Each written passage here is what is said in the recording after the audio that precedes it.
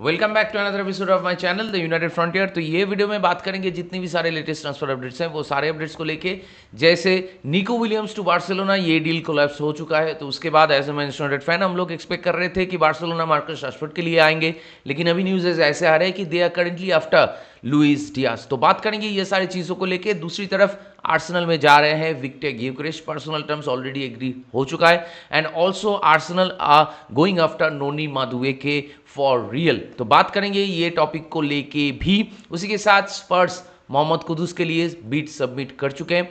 दूसरी तरफ Newcastle United भी एंथनी इलांगा के लिए बीट सबमिट कर चुके हैं। तो बात करेंगे ये सारे टॉपिक को लेके ये वीडियो में इन डिटेल में। So without wasting any more time let's start the video. तो सबसे पहले बात कर लेते हैं बार्सिलोना को लेके। तो बार्सिलोना फैंस वर एक्सपेक्टिंग कि निको विलियम्स का डील कंप्लीटेड हो जाएगा। हम लोग भी एक्सपेक्ट कर रहे थे कि हाँ शायद ये डील कंप्लीटेड हो जाएगा, लेकिन टू सम सरप्राइज अचानक से हम लोग को पता चलता है कि एथलेटिक बिल्बाओ में नया कॉन्ट्रैक्ट साइन कर लेते हैं निको विलियम्स, और बार्सिलोना का जो मूव है वो कोलैप्स हो जाता है।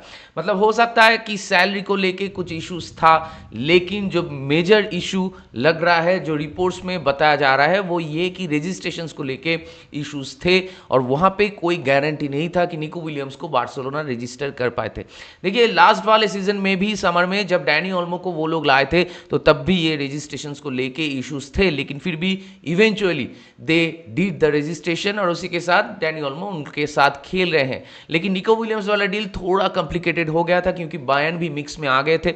हालांकि बायर्न ज़्यादा सैलरी प्लेयर को ऑफर कर रहा था, लेकिन फिर भी player choose to stay in his current club. तो यहाँ पे मतलब कॉम्प्लिकेटेड मामला तो था और बार्सिलोना फुटबॉल क्लब के पास भी ये चीज़ को लेके क्लैरिटी नहीं था। उन लोग को लग रहा था कि निको विलियम्स शायद वो लोग को ज्वाइन करेंगे क्योंकि player wanted to join them, और उसी के साथ हो सकता है कि रिलीज क्लॉज को लेके भी दिक्कतें हो रहा था क्योंकि फिनेंशियल इश्यूज तो है बार्सिलोना में। तो इसीलिए अनफॉर्चुनेटली ये डील नहीं हो पाया and it is a terrible turn off events for the Barcelona fans, क्योंकि वो लोग एक्सपेक्ट कर रहे थे और जैसे रिपोर्ट्स आ रहे थे हम लोगों को लग रहा था कि ये डील बहुत जल्दी हो जाएगा, लेकिन अचानक से चीज़ें एकदम से 180 डिग्री ऑपोजिट हो गया। और उसके बाद हम लोग as a Manchester United fan expect कर रहे थे कि मार्कस राशफोर्ड के लिए बार्सिलोना अभी जाएंगे क्योंकि he is a cheaper option, और उसी के साथ मार्कस राशफोर्ड का जो ट्रेड्स हैं, जो जैसे जिस हिसाब के फुटबॉल वो खेलता है और जो सिस्टम में वो ज़्यादा फ्लेक्सिबल है, या फिर जो सिस्टम में उसका आउटपुट आप एक्सपेक्ट कर सकते हो कि ये बंदा डिलीवर कर सकता है, तो वो सिस्टम काइंड ऑफ बार्सिलोना में है। और हांसी फ्लिक के सिस्टम में अगर Marcus Rashford as a winger या फिर एज अ नंबर 9 भी खेलते हैं तो आई एम श्योर कि वो वहाँ पे अच्छा कर सकता है। और दूसरी तरफ निको विलियम्स की जो रिलीज क्लॉज है उससे तो कम ही होगा आपका मार्कस राशफोर्ड के लिए अगर बार्सिलोना आते हैं तो। मतलब हम लोग 50 मिलियन का डिमांड कर ही सकते हैं, 50 मिलियन पाउंड्स, लेकिन बार्सिलोना मुझे नहीं लगता अगर मार्कस राशफोर्ड के लिए आते तो वो लोग 40 से ज़्यादा देने के लिए राजी होते। मतलब अगर मैं रियलिस्टिकली बात करूं तो बिटवीन 35 टू 40 ऐसा ही कुछ शायद हम लोग को मिलता। तो हो सकता है कि बार्सिलोना अगर मार्कस राशफोर्ड के लिए आए तो वो लोग instead of a permanent move वो लोग लोन डील के लिए आए, और हम लोग मैनचेस्टर यूनाइटेड बार्सिलोना को इंसिस्ट करें कि loan with obligation to buy या फिर loan with option to buy, ऐसा कुछ क्लॉज डालने के लिए। तो ये एक सिनेरियो हो सकता था, लेकिन जितने भी सारे क्रेडिबल सोर्सेस हैं वो सारे सोर्सेस ने इस चीज़ को कंफर्म कर दिया है कि Barcelona again going after Luis Diaz, जहां पे लिवरपूल के पास जितने भी सारे प्रपोजल्स आए थे रिगार्डिंग लुइस डियाज, वो सारे प्रपोजल्स को वो लोग ऑलरेडी रिजेक्ट कर चुके हैं। सुनने में आ रहा है कि Bayern Munich are also in the mix, क्योंकि निको विलियम्स के पीछे वो लोग भी थे। लेकिन अभी लिवरपूल क्या अपना स्टांस चेंज करेगा? क्या अभी लिवरपूल अगर सही प्राइस मिलता है तो लुइस डियाज को जाने देगा? लेकिन मेरा मानना है कि लिवरपूल लुइस डियाज को नहीं जाने देंगे, उन लोग का स्टांस अभी भी सेम ही रहेगा, क्योंकि लुइस डियाज को अगर वो लोग जाने देते हैं, पैसा अगर मिलता भी है फिर भी लुइस डियाज के ऊपर उन लोगों को अपग्रेड करना होगा। तो वो पोजीशन में अगर लिवरपूल को अपग्रेड करना है तो बहुत ज़्यादा पैसा इन्वेस्ट करना होगा, जबकि वो लोग एक स्ट्राइकर के पीछे भी जाना चाहते हैं and specially in current situation they have to go after a striker, जहाँ पे डार्विन न्यूनेस को वो लोग छोड़ने वाले हैं। तो मुझे नहीं लगता कि लिवरपूल अपना स्टांस अभी भी चेंज करेंगे। और दूसरी तरफ अगर बार्सिलोना की पॉइंट ऑफ व्यू से बात करूं तो बार्सिलोना के लिए लुइस डियाज वाला डील और भी ज्यादा एक्सपेंसिव होगा, क्योंकि निको विलियम्स का जो रिलीज क्लॉज था मेरे ख्याल से उससे भी ज्यादा पैसा डिमांड करेंगे लिवरपूल। तो अगर रियलिस्टिक कोई ऑप्शन है बार्सिलोना के पास तो as a Manchester United fan I can confirm it is Marcus Rashford. आप लोग आइए मार्कस राशफोर्ड के पीछे और ले जाइए इसको हम लोग के क्लब से, क्योंकि on a serious note Marcus Rashford will be a very good addition to your team. लेकिन अगर लोन डील होता है तो वो बार्सिलोना के लिए फ्रूटफुल हो सकता है, लेकिन हम लोगों के लिए कतई नहीं। हम लोगों को एक परमानेंट सॉल्यूशन चाहिए रिगार्डिंग मार्कस राशफोर्ड। जैसे कि फैब्रिजियो या फिर डेविड ऑर्नस्टीन, ये सारे टियर 1 सोर्सेज जब इस चीज को कंफर्म कर रहे हैं मार्कस राशफोर्ड को लेके, तो वो सब ये चीज कह रहे हैं कि मार्कस राशफोर्ड के पास दूसरे ऑफर्स भी हैं, लेकिन क्लब का नाम अगर मेंशन हुआ है तो एक ही क्लब का नाम मेंशन हुआ है, वो है आपका बार्सिलोना। तो लेट्स सी कि आगे जाते हुए ट्रांसफर विंडो में हम लोग को क्या देखने को मिलता है। क्या मार्कस राशफोर्ड के लिए बार्सिलोना सच में आएंगे, या फिर वो लोग लुइस डियाज के लिए भी पुश करते रहेंगे, या फिर हो सकता है कि लुइस डियाज को पुश करने के बाद भी अगर सक्सेस नहीं मिलता है उस डील में, तो हो सकता है कि बार्सिलोना लेट आए ट्रांसफर विंडो में फॉर मार्कस राशफोर्ड। तो ऐसा भी एक पॉसिबिलिटी है। So we have to wait and watch what is going to happen next in the transfer window। इसके बाद चलिए बात कर लेते हैं आर्सेनल को लेके। तो देखिए आर्सेनल का पर्सनल टर्म्स एग्रीड हो चुका है विथ विक्टर ग्योकेरेस। मतलब 2 हफ्ता पहले ही हम लोगों को, मतलब मैनचेस्टर यूनाइटेड फैंस को ये चीज का पता चल गया था कि विक्टर ग्योकेरेस आर्सेनल में जाना चाहता है। He chose Arsenal over Manchester United, और इसीलिए हम लोग का कोई एक्सपेक्टेशंस नहीं था। हम लोग दूसरे टारगेट्स के ऊपर ही फोकस कर रहे थे। और अगर आप लोग मेरे पुराने वीडियोस को जाके देखें जहां पे विक्टर ग्योकेरेस की सागा को मैं बहुत अच्छी तरीके से एक्सप्लेन कर चुका हूं, तो वहां पे मैं मेरा पर्सनल ओपिनियन ऐसे ही दिया था कि मुझे विक्टर ओशिमेन चाहिए ओवर विक्टर ग्योकेरेस। लेकिन as a Manchester United fan I can say कि विक्टर ओशिमेन वाला डील भी बहुत ही difficult to pull off deal है फॉर मैनचेस्टर यूनाइटेड। और दूसरी तरफ it is very good for Arsenal, क्योंकि वो लोग विक्टर ग्योकेरेस, जब 2 हफ्ता पहले इस चीज का क्लैरिटी मिल गया था कि Viktor Gyokeres will choose Arsenal, लेकिन फिर भी आर्सेनल विक्टर ग्योकेरेस के पीछे नहीं जा रहे थे। दे वर पुशिंग फॉर बेंजामिन शेस्को। लेकिन सुनने में आ रहा है कि 100 मिलियन यूरोस के आसपास कुछ डिमांड कर रहे थे लेप्जिग फॉर बेंजामिन शेस्को। लेकिन अगर बेंजामिन शेस्को की मैं बात करूं तो आर्सेनल जो सिस्टम में खेलता है, मिकेल आर्टेटा जैसे खिलाते हैं प्लेयर्स को, तो उस सिस्टम में ज्यादा सुइटेबल ऑप्शन था बेंजामिन शेस्को देन विक्टर ग्योकेरेस। लेकिन आप लोगों को इस चीज को भी समझना होगा कि विक्टर ग्योकेरेस अभी he is in his peak, लेकिन बेंजामिन शेस्को का पीक आना अभी भी बाकी है।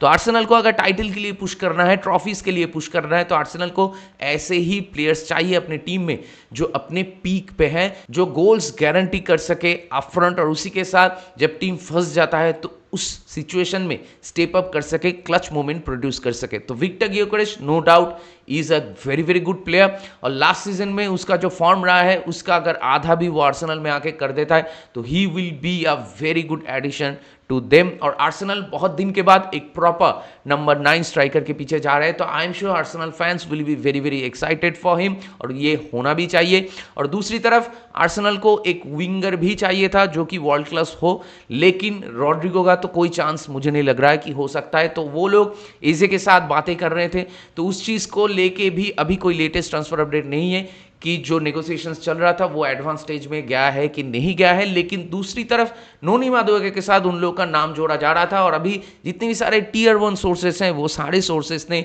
इस चीज को कंफर्म कर दिया है कि नोनी मादुएके के लिए आर्सेनल जा रहे हैं। Negotiations are already taking place with Chelsea, और उसी के साथ हो सकता है कि बहुत जल्दी ही आर्सेनल एक बिड सबमिट करते। तो देखिए नोनी मादुएके को आर्सेनल क्यों ले रहे हैं, इसको लेके मेरा कोई आइडिया नहीं है। आप लोग अगर आर्सेनल के फैंस हो तो आप लोग बता सकते हैं कि क्यों you are going after Noni मादुएके। अगर एक स्क्वाड प्लेयर की तरह आप उसको ट्रीट करते हो तो आई कैन अंडरस्टैंड, मतलब he can be a decent squad player, as a backup आप उसको यूज कर सकते हो। लेकिन अगर मार्टिनेली को आर्सेनल छोड़ देते हैं या फिर एजे वाला डील कंप्लीटेड नहीं कर पाते हैं, तो मेरे ख्याल से एज अ मेन प्लेयर भी नोनी मादुएके को वो लोग यूज कर सकते हैं। तो in that case I have a serious doubt कि उसका क्वालिटी इतना ज़्यादा है क्या कि वो एक मैच में क्लच मोमेंट प्रोड्यूस करके, या फिर जो मैचेस में आर्सेनल फंस जाते हैं वो मैचेस में वो स्टेप अप कर पाते हैं, या फिर एक ऐसे इम्पैक्ट छोड़ पाते हैं आर्सेनल में going into the next season कि वो लोग टाइटल्स वगैरह जीत सके। तो I have serious doubts and I am sure Arsenal fans भी थोड़े बहुत स्केप्टिकल तो होंगे इस डील को लेके। तो ओनली टाइम विल टेल कि how much Arsenal will pay for Noni Madueke. और दूसरी तरफ विक्टर ग्योकेरेश के लिए सुनने में ऐसे ही आ रहा है कि 80 मिलियन यूरो के आसपास उन लोगों को देना होगा। तो it is also an expensive deal, लेकिन फिर भी विक्टर ग्योकेरेश जैसे प्लेयर को लिए आपको ये पैसा तो देना ही होगा, जिसका फॉर्म इतना अच्छा था लास्ट सीजन में, जो बंदा यूरोपियन गोल्डन बूट के लिए compete कर रहा था, तो इसीलिए उसके लिए पैसा तो देना ही होगा। दूसरी तरफ स्पोर्टिंग भी सस्ते में तो नहीं छोड़ेंगे। तो हो सकता है कि बहुत जल्दी ही between Arsenal and Sporting Lisbon Victor Gyokeres की फाइनल प्राइस को लेके कुछ एग्रीमेंट हो जाए और उसके बाद आर्सेनल ऑफिशियल बिड सबमिट कर देंगे। और उसके बाद यही देखने वाली बात होगी कि आर्सेनल क्या एजे के लिए पुश करते हैं और एजे वाला डील कब तक वो लोग कंप्लीट कर पाते हैं। और अगर एजे वाला डील नहीं होता है तो इन दैट केस आर्सेनल कौन से प्लेयर्स के पीछे जाएंगे वो भी देखने वाली बात होगी। इसके बाद चलिए बात कर लेते हैं स्पर्स को लेके। तो Spurs finally have submitted a bid for Mohammed Kudus to West Ham. और वेस्ट हैम यहाँ पे 60 मिलियन पाउंड्स के आसपास कुछ डिमांड कर रहे हैं, लेकिन स्पर्स ने जो बिड सबमिट किया है it is way below than 60 million pounds. तो अभी यही देखने वाली बात होगी कि स्पर्स क्या सेकेंड बिड में 60 मिलियन के आसपास कुछ बिड सबमिट करते हैं। I am sure they are currently negotiating regarding this deal. और उसी के साथ मैं मेरे लास्ट टू लास्ट वाला वीडियो में भी इस चीज़ को एक्सप्लेन किया था कि क्यों Mohammed Kudus can be a very good addition for Spurs और उसके साथ ही can do well in Spurs. तो देखते हैं मोहम्मद कुदूस वाला डील कितना टाइम लेता है इन ट्रांसफर मार्केट, और ये डील अगर हो जाता है तो इसके बाद स्पर्स कौन से प्लेयर्स के पीछे जाएंगे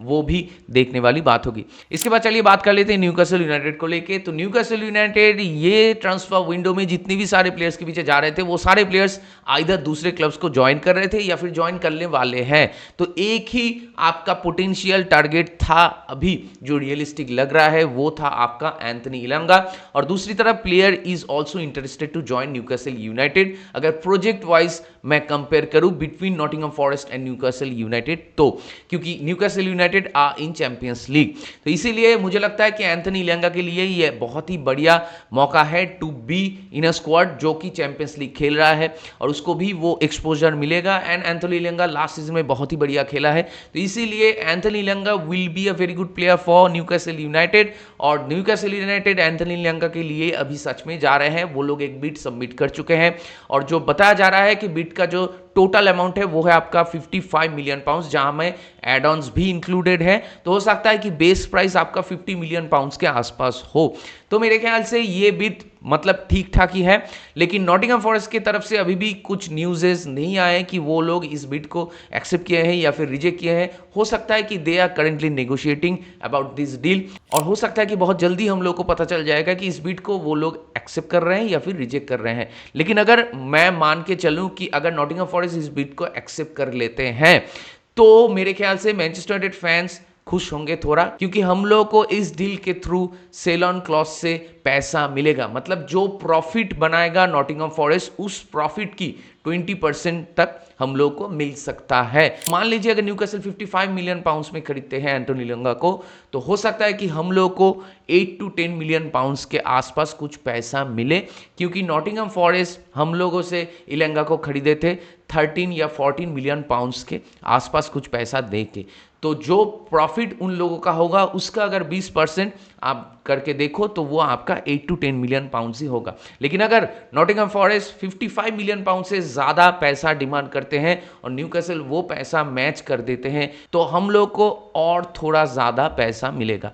तो only time will tell what will happen. लेकिन एक बात तो है, अगर एंटोनी इलांगा जा रहे हैं नॉटिंघम फॉरेस्ट से न्यूकासल तो हम लोग के लिए ये चीज़ थोड़ा फ्रूटफुल साबित होगा, क्योंकि हम लोग अपने खुद के प्लेयर्स ही सेल नहीं कर पा रहे हैं। तो ओनली टाइम विल टेल कि how long this deal will take और हम लोग को इस डील के रिगार्डिंग कितना पैसा मिलेगा। तो इसके बाद न्यूकासल क्या दूसरे प्लेयर्स को टारगेट करेंगे वो भी देखने वाली बात होगी। और दूसरी तरफ अलेक्जेंडर इसाक को लेके भी बहुत सारे क्वेश्चन मार्क्स अभी भी हैं। क्या लिवरपूल अभी सच में परस्यू करेंगे अलेक्जेंडर इसाक को यही ट्रांसफर विंडो में, या फिर कोई दूसरे क्लब्स भी आएंगे in the mix, only time will tell what will happen. तो जितने भी सारे डील्स को लेके, जितने भी सारे ट्रांसफर अपडेट्स को लेके मैंने बात किया, ये सारे टॉपिक में आप लोगों का क्या राय है, आप लोगों का क्या मानना है, मेरे साथ जरूर शेयर कीजिए कमेंट करके। तो दैट बीइंग सेड, इस वीडियो को चलिए यहीं पे रैप अप करते हैं। अगर आप मेरे चैनल में नए हो तो मुझे जरूर सब्सक्राइब कीजिए, इस वीडियो को लाइक कीजिए और शेयर कीजिए अपने दोस्तों के बीच, अपने जान पहचान वालों के बीच जिनको ऐसे वीडियोस देखना पसंद है। तो बहुत जल्दी मिलेंगे अगले वाले वीडियो में, तब तक ख्याल रखें अपना। Take care, good bye, glory glory, Manchester United and keep the red flag high.